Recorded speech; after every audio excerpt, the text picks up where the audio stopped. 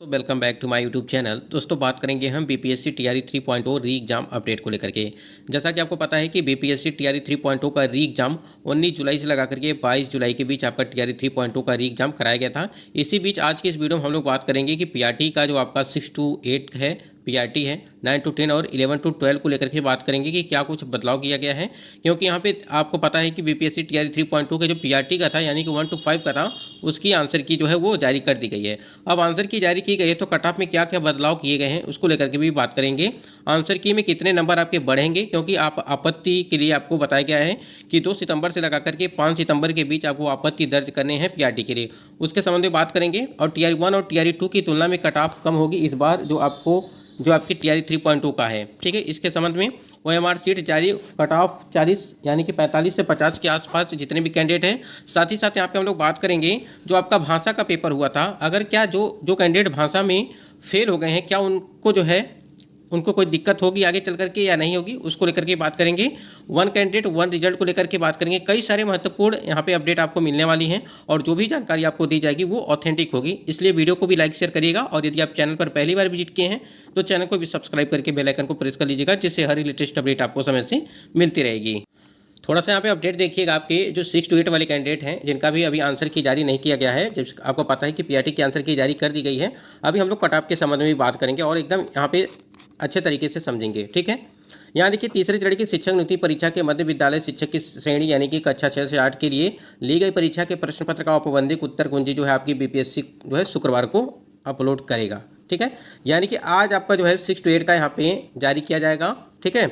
और जो आपका 9वीं 10वीं का पूर्व आंसर की ये है वो 1 तारीख को जारी किया जाएगा, ठीक है। 9वीं 10वीं का जो है वो 1 तारीख को जारी किया जाएगा और उसके बाद से जो है 11वीं और 12वीं का या 1 से 2 दिन में उसका भी जारी कर दिया जाएगा, ठीक है। यानी कि पूरी तरह से यहाँ पे आंसर की वो आने स्टार्ट हो चुके हैं। पीआरटी का आपको पता है कि आ चुका है, फिर 6 to 8 का, 9 to 10 और 11 to 12 का आएगा, ठीक है। यानी कि चारों वर्गों की आंसर की वो जल्द से जल्द यहाँ पे दी जाएगी। तो ये यहाँ पे 6 to 8 को लेकर के था कि आपके 6 to 8 वाले जितने भी कैंडिडेट इंतजार करें आंसर की का, वो पूरी तरह से सावधान रहें। सावधान का मतलब ये रहे कि थोड़ा सा आपको इंतजार करना पड़ेगा और ये बहुत ही जल्द आपको देखने को नहीं। साथ ही साथ अगर बात करें यहाँ पे थोड़ी सी ओएमआर सीट को लेकर के, कि ओएमआर सीट और जो आपका रिस्पॉन्स सीट है, ठीक है, ओएमआर रिस्पॉन्स सीट जो है वो भी आपको बहुत ही जल्द देखने को मिलेगी ऑफिशियल साइट से। क्योंकि अगर जिनका भी ध्यान दीजिएगा, जिन्होंने पहले ओएमआर सीट डाउनलोड कर लिया है उसी से आप लोग मिलान कर लीजिएगा अपना, ठीक है। और जो कैंडिडेट यहाँ पे ओएमआर सीट डाउनलोड नहीं किए थे जब पहली बार जारी किया गया था, तो वो थोड़ा सा वेट करेंगे ओएमआर सीट का, क्योंकि अगर ओएमआर सीट से आप मिलान करेंगे रिस्पॉन्स सीट से तभी जाकर के आपके नंबर जो है सही माने जाएंगे। क्योंकि अगर आपके ओएमआर सीट में जितने नंबर रिस्पॉन्स सीट में बन रहे हैं उतना ही आपका बनेगा। अगर आप इधर उधर से मिलाए हैं, किसी यूट्यूब चैनल से आप लोगों ने मिलान किया है, तो कहीं ना कहीं उसमें से 7 से 8 नंबर का यहाँ पे अंतर देखने को मिल सकता है। तो इसलिए थोड़ा सा आप इंतजार कर लीजिए ओएमआर सीट का भी। और ओएमआर सीट जब जारी की जाएगी, या एक बार तो जारी किया गया था लेकिन कुछ गड़बड़ी के कारण जो है ओएमआर सीट ऑफिशियल साइट से हटा दिया गया था और उसे क्रॉस चेक किया गया था और ये चीज़ बताई गई थी कि क्रॉस चेक किया जा रहा है आपकी ओएमआर सीट को लेकर के, ठीक। तो इसके लिए बिल्कुल निश्चिंत रहिए, ओएमआर सीट आएगी तभी आप मिलान करिएगा। क्योंकि आपको पता है कि ओएमआर सीट में भी कई सारे होते हैं कि जैसे आपने कोई प्रश्न आपने अटेम्प्ट नहीं किए हैं, ठीक है, और बहुत सारा ऐसा होता है कि आपने कई सारे मल्टीपल मार्क्स कर देते हैं तो उसके नंबर जो है कट जाते हैं। तो इसलिए यहाँ पे कह रहे हैं कि आप उसको पहले आने दीजिए तभी जाकर के आप मिलान करिएगा अपने आंसर की से, ठीक। एक चीज़ यहाँ पे समझिएगा, जो आपका 65% आरक्षण वाला जो मामला था उसको सुप्रीम कोर्ट में उसकी भी सुनवाई 10 तारीख को है, यानी कि 10 सितंबर को दिया गया है और इसकी सुनवाई होगी, विस्तृत सुनवाई इसकी 10 सितंबर को होगी। और आप देख पा रहे हैं कि अत्यंत पिछड़ा वर्ग ईबीसी जो 18% था पहले, यहाँ पे जब आपकी 65% किया गया था तो 25% बढ़ करके हो गया था, 18 से 25 हो गया था। यहाँ पे एससी की बात करें 16 से 20 किया गया था, एससी की 1 से 2% किया गया था। फिर बीसी की अगर बात करें यहाँ पे 12 से लेकर 18% किया गया था, यानी कि 12 से बढ़ करके वो 18 गया था। और यहीं पे ईडब्ल्यूएस की बात करें 10% था ईडब्ल्यूएस का, तो 10% रहेगा।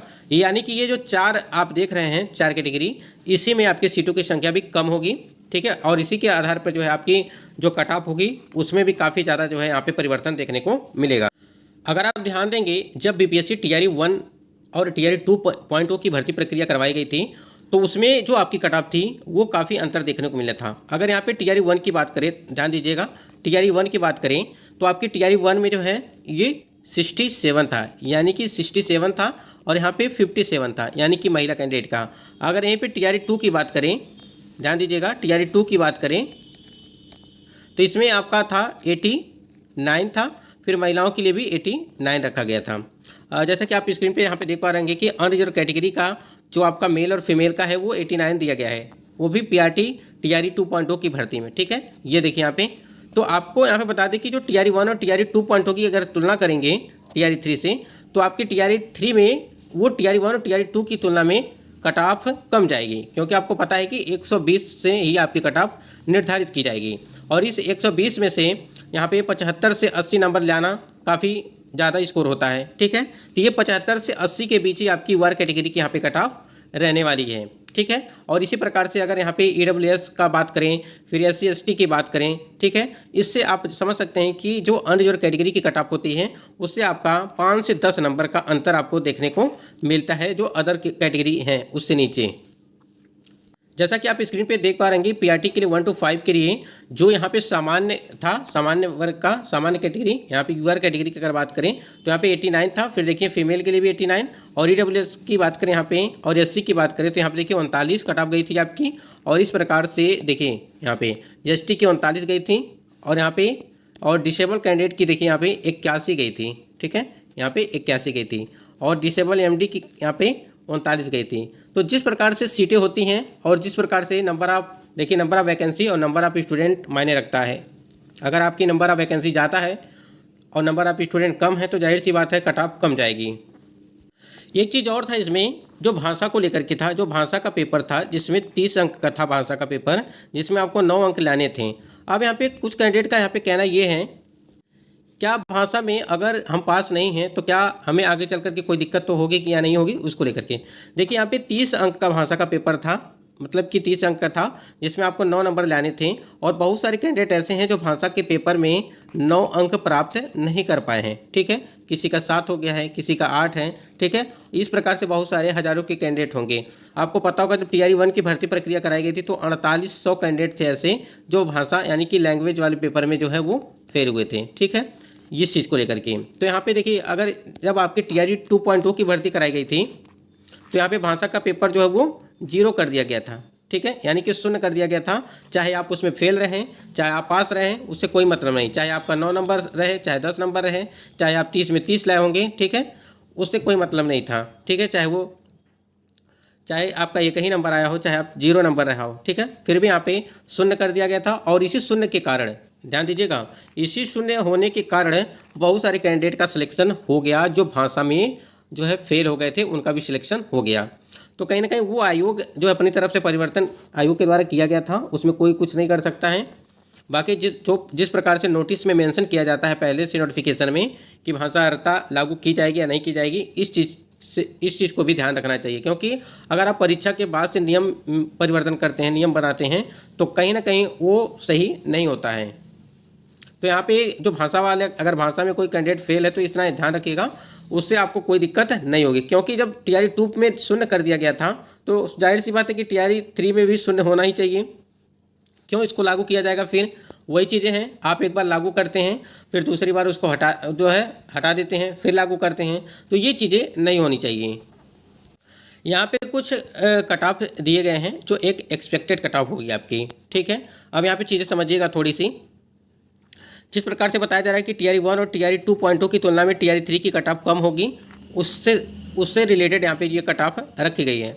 ठीक है, अब यहाँ पे देखिए बहुत सारे कैंडिडेट का कहना ये है कि जो है कि इसमें तो 28,026 सीटें हैं, और जो आपकी टीआरई 1 में थी उसमें लगभग 30,000 के आसपास सीटें थी। सॉरी, 30,000 नहीं, 70,000 के आसपास आपकी सीटें थी उसमें। तो यहाँ पे अब सीटों की संख्या किसमें ज़्यादा है और नंबर ऑफ स्टूडेंट किसमें कम है, किसमें ज़्यादा है, वो मायने रखता है आपका। अब यहाँ पे कुछ कैंडिडेट का ये होगा कि हमारा जो है 40 नंबर आ गया तो हमारा कट ऑफ भी इतना ही रहेगा। ठीक है, कुछ का यहाँ पे 50 आया होगा, यहाँ पे 50 आया होगा तो वो लोग सोचेंगे कि ये 85 तक रहेगा। किसी का 70 आया होगा तो वो सोचेंगे कि मेरा 70 ही, मतलब कि ये इतना, इससे ज़्यादा नहीं जाएगा। मतलब कि जिसका जितना आ गया है वो उतना ही समझेगा कि इतना, इससे ज़्यादा कट ऑफ नहीं जाएगी। तो आप बिल्कुल गलत है, और इस चीज़ को आप ध्यान रखिएगा कि जो भी कट ऑफ यहाँ पे बताई जाएगी वो सभी चीज़ों को देख करके निर्धारित की जाएगी। आपके नंबर ऑफ़ वैकेंसीज कितनी हैं, नंबर ऑफ़ स्टूडेंट कितने हैं, ठीक है, और जो है किस प्रकार से जो है यहाँ पे आरक्षण वाला जो मामला है उसको भी देखा जाएगा। कई सारी चीज़ें होंगी, आंसर की को भी देखा जाएगा कि आंसर की में कितने आपत्ति वाले प्रश्न हैं, उस हिसाब से सभी चीज़ों को देख करके। और आपको पता है कि इतना जल्दी जो है आपका रिजल्ट, ठीक है, तैयार नहीं हो सकता है, ठीक है, क्योंकि आपको बताया गया कि 25 से 26 के बीच आपका देने की बात कही गई है। अब यहाँ पे अब कोई भी आपको कट ऑफ बताएगा, ये एग्जैक्ट आपको कट ऑफ ला करके नहीं रख देगा, ठीक है, उसमें से 2 नंबर 4 नंबर इधर उधर होता रहता है, सभी के साथ इस प्रकार से चीज़ें होती हैं। हाँ, एक अनुमानित कट ऑफ सभी लोग बता सकते हैं कि हाँ इतना हो सकता है। क्यों हो सकता है? जैसे यहाँ पे बताया गया कि TRE 1 और TRE 2, ठीक है, इन दोनों की तुलना में TRE 3 की जो कट ऑफ होगी वो कम होगी, ठीक है, ये चीज़ बताई गई। तो इसका मतलब आप यही समझिएगा कि जो आपका यहाँ पे 67 से लगा करके 57 के बीच था, यानी कि पुरुष का यहाँ पे 67 और महिला का 57, तो ये TRE 1 मतलब कि इससे कम तो होगा नहीं, और जो है आपका 89 था, और इससे ज़्यादा आपका TRE 3 में होगा नहीं, ठीक है, यानी कि इससे कम न इससे कम होगा और न इससे ज़्यादा होगा। तो इसी के बीच की यहाँ पे चीज़ें रखी गई हैं। आप देख पा रहेंगे कि यहाँ पे ये देखिए, यहाँ पे ये सारी चीज़ें यहाँ पे रखी गई हैं जो यहाँ पे सामान्य का है, ठीक। और एक चीज़ और भी देख रहे हैं कि सीटें अगर यहाँ पे 1 कैंडिडेट 1 रिजल्ट दिया जाता है, ठीक है, तभी जाकर के यहाँ पे सीटें भरेंगी, अन्यथा सीटें आपकी फुलफिल नहीं हो पाएंगी। क्योंकि देखिए यहाँ पे या तो आप 1 कैंडिडेट 1 रिजल्ट दीजिए या वेटिंग लिस्ट का लिस्ट जारी करिए, क्योंकि सीटें खाली न रहें, ठीक है। इस हिसाब से अगर डॉक्यूमेंट वेरिफिकेशन होता है तो आपको पता है कि फर्जी शिक्षक जो है वो बाहर होंगे, ठीक है। तो ऐसे अगर इस प्रकार से चीज़ें होंगी तभी जाकर के सीटें भरेंगी, और जो योग्य कैंडिडेट होंगे उन्हीं को जो है अंदर लिया जाएगा और उन्हीं का चयन होगा। देखिए यहाँ पे TRE 2.2 की भर्ती में जब आपकी उर्दू की गई थी वो UR कैटेगरी की 77 गई थी, ठीक है, और UR कैटेगरी का जो UR कैटेगरी है वो 79 गई थी आपकी, यानी कि पुरुषों की कट ऑफ से अधिक जो है वो महिला की गई थी, यानी कि 2 नंबर का अंतर यहाँ पे देखने को मिल रहा है। तो यहाँ पे महिला कैंडिडेट का जो है वो कट ऑफ 2 नंबर अधिक था पुरुषों की अपेक्षा अगर देखा जाए तो। इसी प्रकार आप थोड़ा नीचे आएंगे और नीचे देखेंगे आप सभी EBC, यानी कि आपका UR कैटेगरी का जो कट ऑफ है वो 77 यहाँ पे दिया गया था, ठीक है, 77 है। तो इसका मतलब ये हो गया जो TRE 1 में गई थी उसको एक बार देखते हैं। देखिए UR कैटेगरी में जो अगर पुरुषों की बात करें यहाँ पे 54 दिया गया था, जहाँ पे आपका 77 था, ठीक है, TRE 2 में वहीं पे 54 दिया गया है। तो इसका मतलब ये हो गया आप 80 के, ध्यान दीजिएगा, 80 के ही अंदर जिनका है, यानी कि 80 के अंदर जिनका भी है उनका सिलेक्शन हो जाएगा। यानी कहने का मतलब ये है कि 70 से लगा करके, देखिए यहाँ पे 70 नहीं, यहाँ पे 65 से लगा करके जो है 70-75 के आसपास जो है जिनका होगा उनका सिलेक्शन यहाँ पे हो जाएगा, जो उर्दू वाले कैंडिडेट हैं। अगर ये महिला की थोड़ा सा देखेंगे, नीचे आएंगे तो जो महिला कैंडिडेट हैं, महिलाओं के लिए UR कैटेगरी में जो था यहाँ पे 40 गया था, ठीक है, यहाँ पे महिला के लिए 40 गया था और इसमें देखिए 54 गया था, ठीक। तो इस हिसाब से देखेंगे। और एक चीज़ ये भी समझिएगा कि आपका जितना नंबर आया है आप ये मत समझिए कि हमारा उतना ही कट ऑफ जाएगा, ये बिल्कुल आप दिमाग से हटा दीजिए, क्योंकि आपको पता है कि कई सारी चीज़ों को देखते हुए सभी चीज़ों को वहाँ पे देखा जाता है, उसके बाद ही आपकी कट ऑफ निर्धारित की जाती है, ठीक है। तो उस हिसाब से अब किसी का यहाँ पे 40 आ गया, 50 आ गया, तो समझेंगे कि इतना ही कट ऑफ जाएगा। खासकर जो UR कैटेगरी वाले कैंडिडेट हैं, UR कैटेगरी की कट ऑफ तो आपको पता ही है सबसे हाई रहती है। और सबसे बड़ा जो लफड़ा इसमें ये है जो आपकी OMR सीट है, ठीक है, जो आपकी OMR सीट है उसमें भी कई सारी त्रुटियां देखने को मिलती हैं, जैसे आपने अटैम्प्ट नहीं किया है प्रश्नों को, ठीक है, या जो है मल्टीपल मार्क्स कर दिया है, और भी कई सारी त्रुटियां अगर आपने किया है बबल्स भरने में, वो भी कहीं ना कहीं एक तरह से देखा जाए तो कई सारे कमियाँ देखने को मिलती हैं, जिसकी वजह से आपका रिजल्ट जो है वो प्रभावित होता है। और जो अभी आपका यहाँ पे आपत्ति दर्ज की जाएगी 2 तारीख से और 5 तारीख तक PRT के लिए, वो अलग ही है, यानी कि जो आपका फिर से आंसर की जारी किया जाएगा उसमें क्या क्या चीज़ें परिवर्तन की जाएंगी, कितने प्रश्नों पे आपको बोनस अंक मिलेंगे, वो भी कहीं ना कहीं चीज़ें देखने लायक होगी, और उसमें कितने नंबर जो यहाँ पे बढ़ेंगे। बहुत सारे कैंडिडेट के तो 7 से 8 नंबर तक, 6 से 7 नंबर तक जो है कम हुए हैं। तो इसका क्या है मतलब कि हमने एक बार मिलाया तो आपका आ रहा है 50 नंबर, कभी आप मिलाते हैं तो कभी आता है आपका 40 नंबर। तो कहीं ना कहीं जो है मिलान करने में, या जो आपने YouTube चैनल से मिलाया होगा, कहीं से भी मिलाया होगा, वहाँ से चीज़ें प्रभावित हो रही हैं। तो इसलिए थोड़ा सा आप वेट करिए जब आंसर की आ रही है, ठीक है, जो भी आंसर की आ रही है, साथ ही साथ जब आपकी OMR सीट, रिस्पॉन्स सीट आती हैं, तभी जाकर के आप मिलान करिए, तब जाकर के आपको एग्जैक्ट नंबर पता चलेगा कि आपके कितने नंबर बन रहे हैं।